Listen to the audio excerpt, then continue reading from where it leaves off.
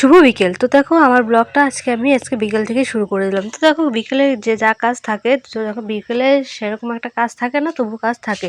তো আমাদের এখন না এতটা কাজের চাপ আছে যে সেটা বলার মধ্যে, অন্যদের কী থাকে জানি না, কিন্তু আমাদের বাড়িতে ট্রাক্টর আছে, সেই জন্য হালের চাপটা কিন্তু প্রচুর আছে। সেই জন্য তোমাদের সাথে অত ব্লগ আমি দিতে পারছি না। সেরকম ব্লগ মানে ক্যামেরার সামনে যে দাঁড় করে রাখবো, সেই সময়টাও আমার হাতে এখন আর হচ্ছে না।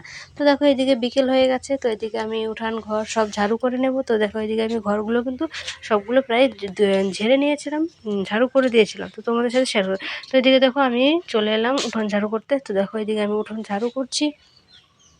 তো তোমরা দেখে রাখো আমার আজকের পুরো ব্লগটা। ভালো লাগলে লাইক, কমেন্ট, শেয়ার এবং সাবস্ক্রাইব অবশ্যই করে দেবে।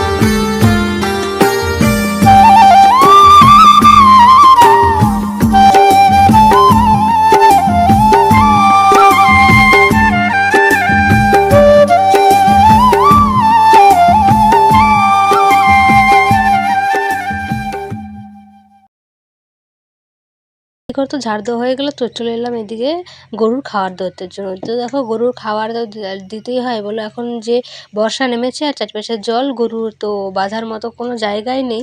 তো আমাদের গ্রামের লোকদের তো এসব করতে হয়, গরু, বাছুর, ছাগল, ভেড়া, মোষ সেসব তো পালতেই হয়, সেটা তো কোনো কথাই নেই। তো দেখো তো কী করা যাবে, থাক এসব কথা। তো তাই এদিকে আমাদের গরু বাছুর কিন্তু মাঠে বাঁধা হয়ে গেছে। তো মাঠে বাঁধার পর এদিকে চলে এলাম ঘরে গরুকে খাবার দেওয়ার জন্য। তো এদিকে আমি গরুকে জল, গুঁড়ো সব দিয়ে দেবো পুরোটা। তো তোমরা দেখতে থাকো।